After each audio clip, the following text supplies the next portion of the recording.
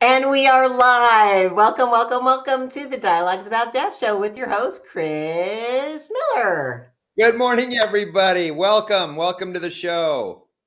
Oh my gosh, Chris, today is episode 22, and it's going to be a really good one because we have a special guest with us today.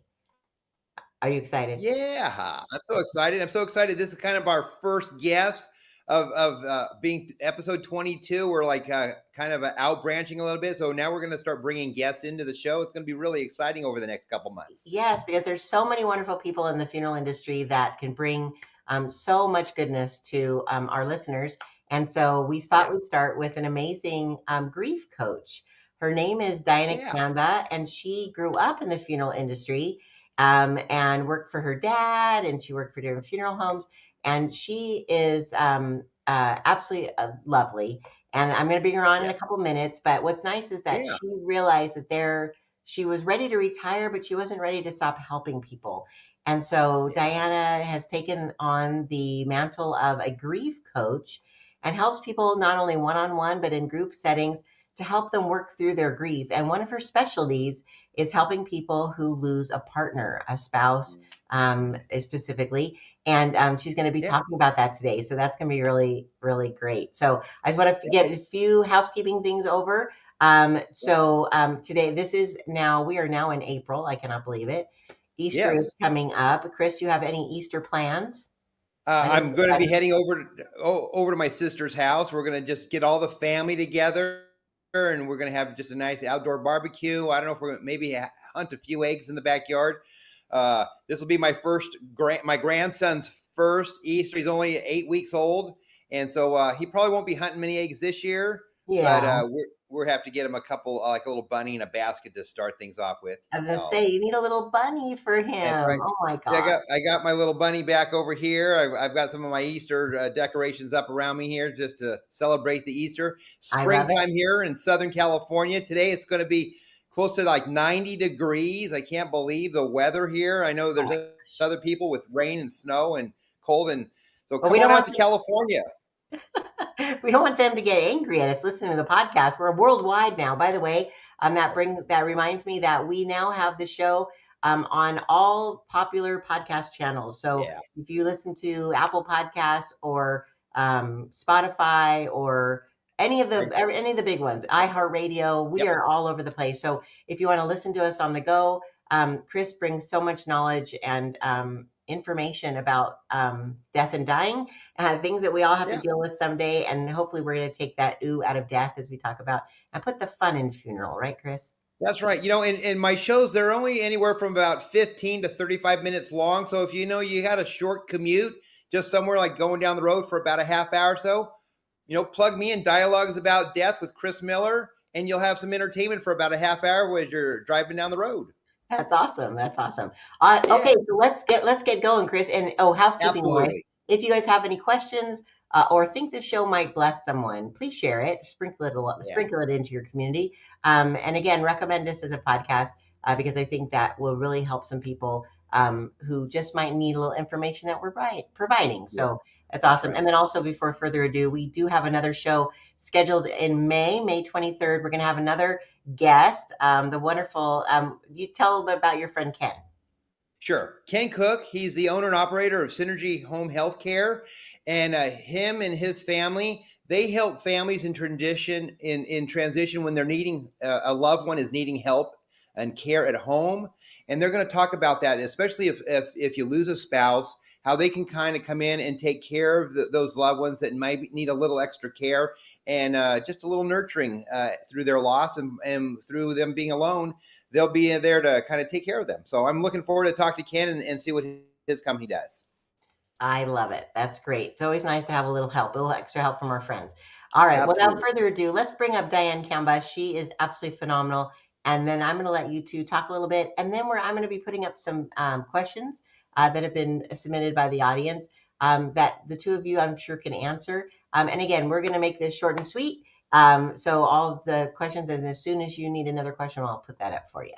So, Sounds great. Thanks, all Mary. right, you are so welcome. So welcome, Diana. Okay, well, thank you so much. I'll let you two talk and then Perfect. have a great show, guys. So, Diana, just tell us a little bit about yourself and a little bit about your background and where you're at today with helping people.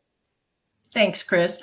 I'm a retired funeral director, and I grew up around the funeral business. I got intrigued with it when I was 6. My uncle was killed in a car accident, and the mortuary made him look so good, and we're so caring and passionate that I just was infatuated with the business from that point on. And later, my dad took a leave of absence from the ministry for 4 years. We lived above the Uh-huh. mortuary, and then he went back into the ministry. And believe it or not, he bought a cemetery. And then my Wow. mom ran the cemetery and built a Uh-huh. mortuary on the premises. And so I've been around all sides of the business, and I just love helping families through the hardest time of their life when they've lost a loved one. That's what I also say. I think it's so rewarding helping people through the hardest times and seeing that transition of getting them through some of those times where some people don't know where to turn to, and we're the type of people that can assist those people in their transition. So it's wonderful that you've been able to kind of grow up because you've seen both sides of funeral service. You've worked in funeral service, and then you've had also family members pass away. And I kind of been Yeah. the same boat. I've lost my dad and my wife, and so we understand where people are coming from when we do meet with them, especially dealing with their Yeah. grief and getting them through it. And so, Yeah. tell me, how can some of the people that you work with, some of your clients, how can they get to know you or reach out to you? And then after that, we're going to get into some questions. Okay, thanks, Chris. Basically, my website is Camba, Camba coaching.com. And you can book a one-on-one session with me to get to know me and my style of helping you through the grieving process, see if Uh-huh. we're a good fit. I do Sure. one-on-one as well as groups. Okay. And I'm just really excited to help people through this process. Anything I can do to make things easier for them, because I know how hard it is personally. I've gone through it several times. Oh, great. Well, I know Mary has some questions for us. So the first question I have for you this morning is, what emotions do you often see when someone is saying goodbye to a spouse? When saying goodbye to a spouse, there's a lot of emotions that come up. Um, the first is, the grieving, but also a lot of times people don't realize the first 2 to 4 months you're in a fog Yeah. because you just kind of shut down and you expect the person to walk through the door any minute. You set extra place at the table for them. It's just hard to adjust to them no longer being there. You're used to doing everything with your partner. And I Mhm. think that's the hardest thing is the first 2 to 4 months. And the first year is hard, but especially Yeah. the first 2 to 4 months. I'd have to fully agree with you with that. I know after the loss of my wife, especially working in business together, we talk business. We try not to talk business when Mm-hmm. we're at home, but really when it came to Yeah. making decisions about the business and life and our children and stuff, you'd always have those conversations. And it was really, I'd come home from work after I had lost her, and it was really difficult coming home to no one to talk to. And it's like, Mm-hmm. man, where do you turn? And so definitely reaching out to someone like yourself and having that trusting person to kind of get some of those things off your chest and to help you kind of get through those times is really important. And I know definitely the first year, especially all the holidays, the Yes. special occasions, the birthdays, the Mm-hmm. anniversaries, those are some tough times. And I know that the first year to year and a half of going through that whole cycle of holidays and stuff was an adjustment, just not for me, but for my children and the rest of our immediate family. So Yeah. again, Yeah. having someone like yourself to help people get through it, because everybody grieves differently and everybody gets through those Mm-hmm. processes differently. And definitely reaching out to someone like you as a grief coach to help would definitely benefit a lot of people. So let's go on with another question. I think, how do some people rebuild their identity after such a big loss? After such a big loss, like you said, Chris, it's really hard because you're used to talking things over with your partner. And so you have to also learn what your partner was doing, because a lot of times chores are divided up among each other. So suddenly you have new things that you have to take care of that your wife always took care of.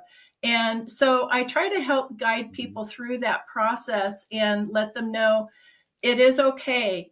And that it's part of the grieving process to actually work through all of that. And by working through the pain and moving forward, you're rediscovering who you are.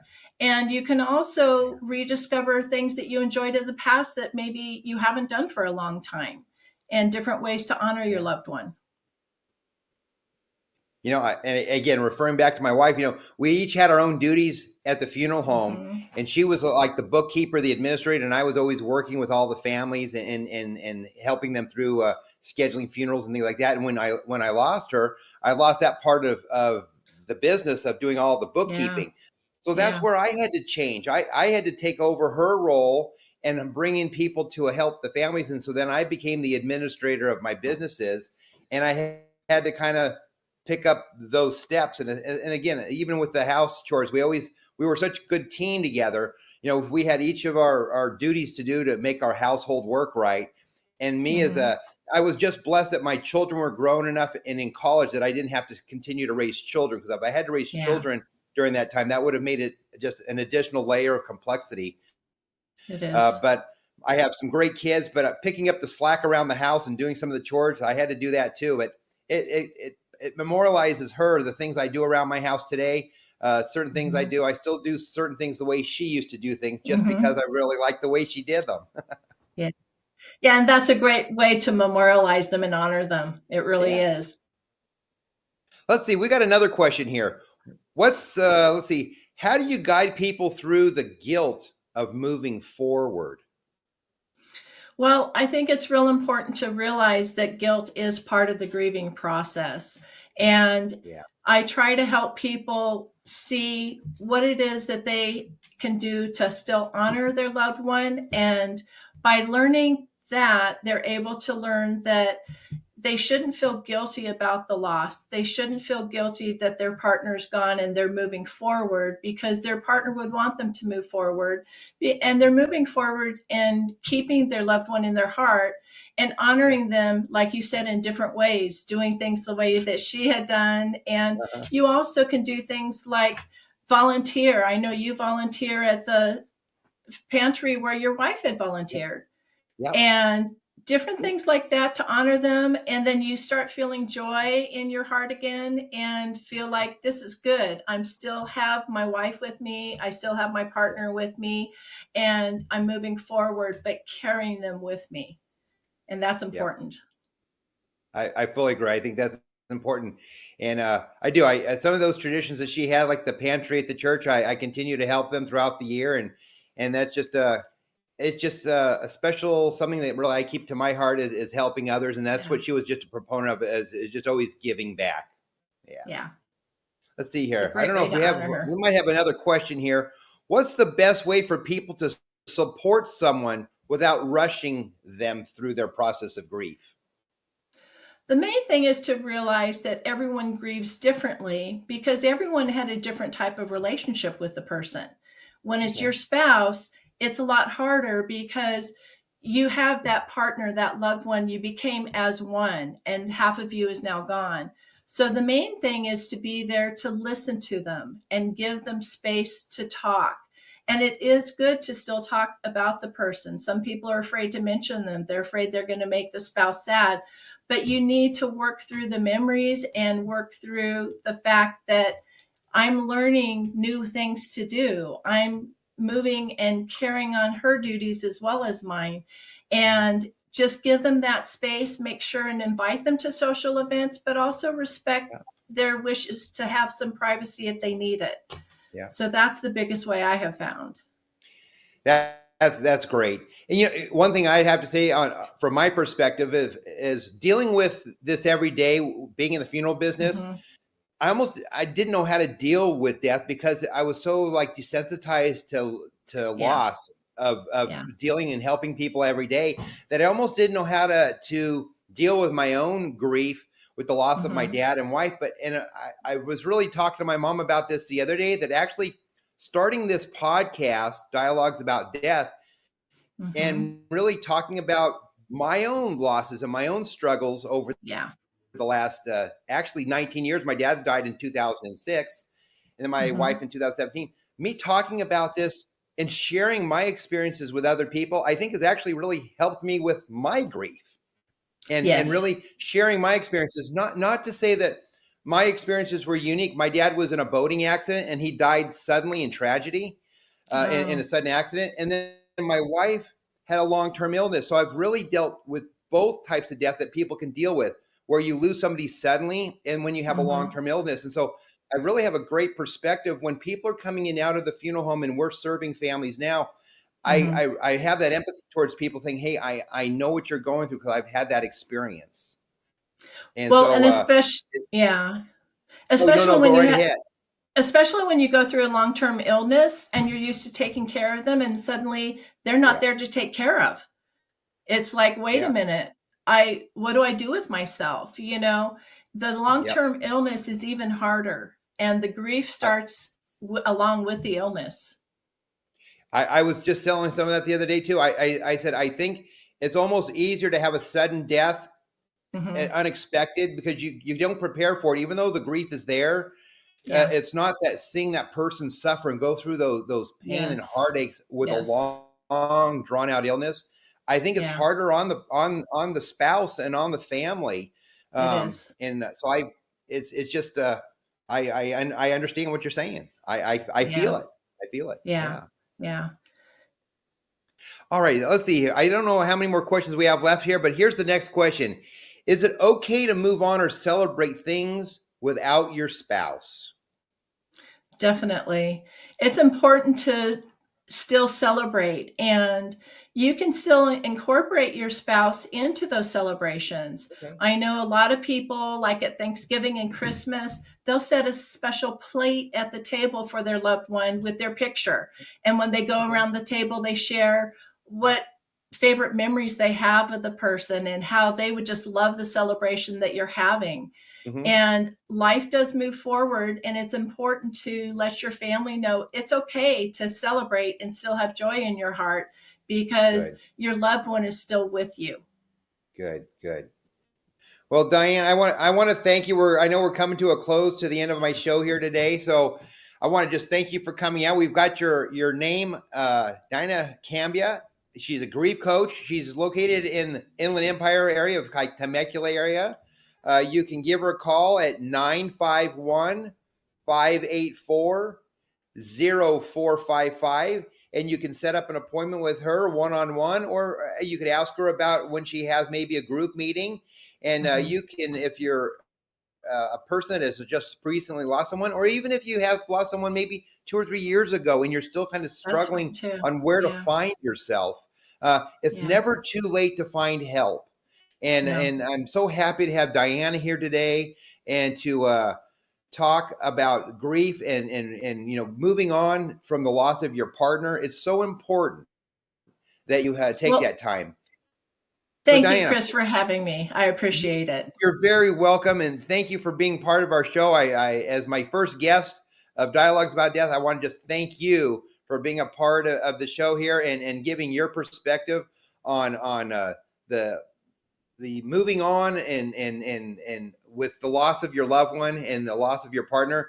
I hopefully this will inspire people to give you a call and look and reach out for help. Thank you, Chris. I love it. Thank you again, Diana. As Chris said, I think that there are resources that we aren't even aware of sometimes. And when you're in a place where you just need a little extra support, the fact that you have grief means that you had a true love in your life, and you should celebrate that and asking for support through it, not to get over it, because your grief will always be with you as a gift that love brought.